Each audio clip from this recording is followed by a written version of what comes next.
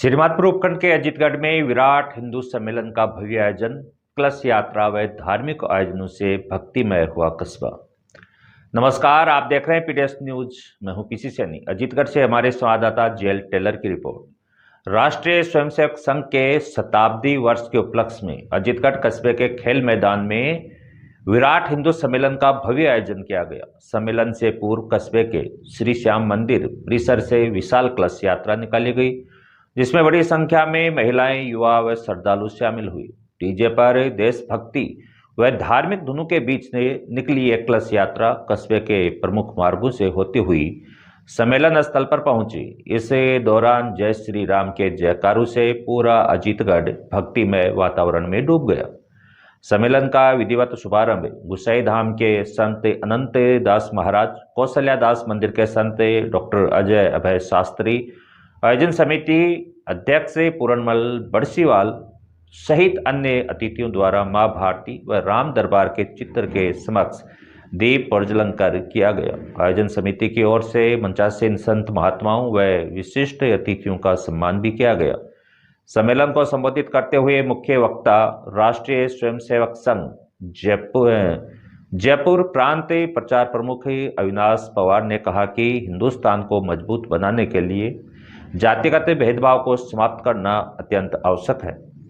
उन्होंने कहा कि जब तक समाज से जाति भेद नहीं मिटेगा, तब तक हिंदू राष्ट्र की परिकल्पना साकार नहीं हो सकती। उन्होंने सामाजिक समरसता पर बल देते हुए सभी वर्गों और जातियों को एकजुट होकर राष्ट्र निर्माण में सहभागी बनने का आह्वान किया। अविनाश पवार ने कहा कि इतिहास साक्षी है कि जब जब हिंदू समाज विभाजित हुआ है, तब तब उसे नुकसान उठाना पड़ा है। उन्होंने सनातन धर्म की रक्षा के लिए नई पीढ़ी को संस्कारवान बनाने, भारतीय संस्कृति से जोड़ने और धर्म के प्रति जागरूक करने की आवश्यकता पर जोर दिया। विराट हिंदू सम्मेलन के दौरान कलश यात्रा के साथ साथ समरसता यज्ञ, संतों के आशीर्वचन, सेवा सम्मान, हिंदू एकता पर उद्बोधन, देशभक्ति गीत, भजनों की प्रस्तुति, सांस्कृतिक व धार्मिक झांकियां तथा प्रसादी वितरण जैसे विभिन्न धार्मिक व सांस्कृतिक कार्यक्रम आयोजित किए गए। सम्मेलन में जनप्रतिनिधियों सहित बड़ी संख्या में क्षेत्रवासी व महिलाएं उपस्थित रही।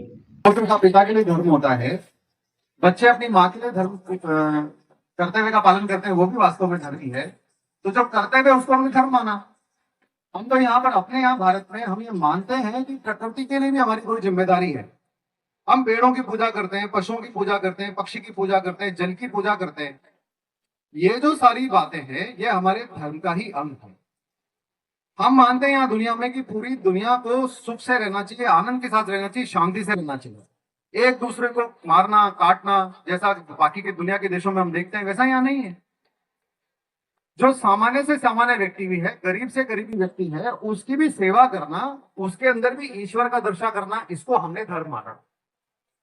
और हम चाहते हैं कि पूरी दुनिया में अच्छी चीजें जाए, लेकिन दुनिया ये कोई भी बात सुनती कब है, कोई भी अच्छी बात का पालन कब करती है? जग नहीं सुनता कभी भी दुर्बल जनों के शांति प्रवचन, सिर झुकाता है उन्हीं को जो कर सके रिपुमान वर्धन। मतलब क्या है? दुनिया केवल शक्ति की बात समझती। यदि शक्ति साथ हो तो आप धर्म की बात बता सकते हैं, यदि शक्ति नहीं है, हम निर्बल हैं, कमजोर हैं, तो कोई हमारी बात सुनेगा नहीं।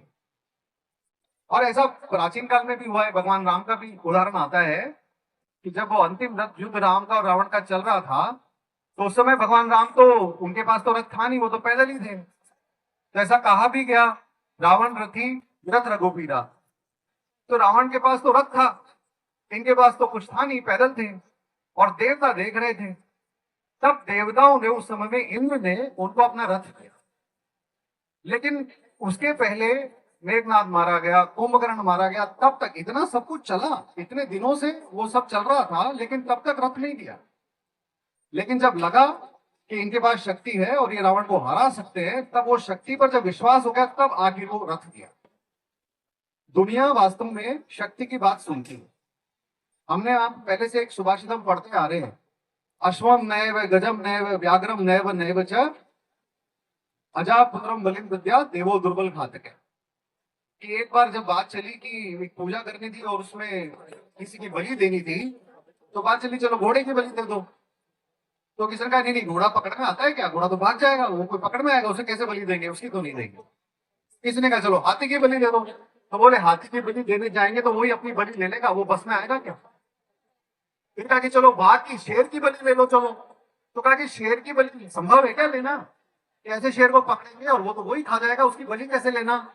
तो क्या तय हुआ, चलो फिर बकरी की बलि ले लो। तो जो कमजोर था उसकी बलि वास्तव में चढ़ गई।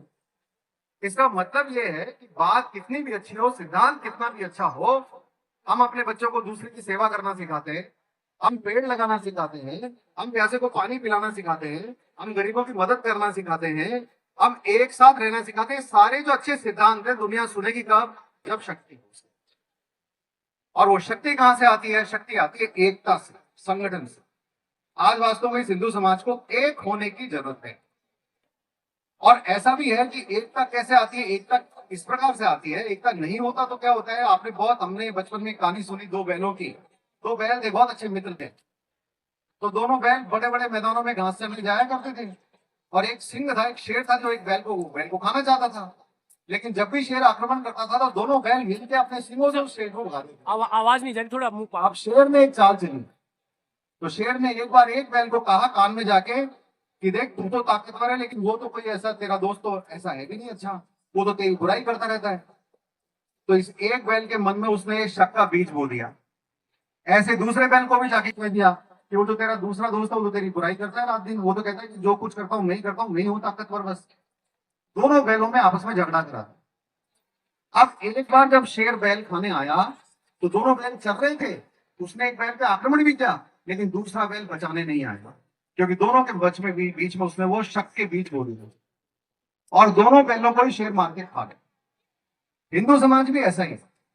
हिंदू समाज में बहुत सारी जातियां हैं, लेकिन सब जाति मिलाकर ये हिंदू समाज है। कभी कभी किसी जाति की बात से, किसी और बात से आपस में जो भेद पैदा कर देते हैं, वो वास्तव में इस हिंदू समाज को कमजोर करता है।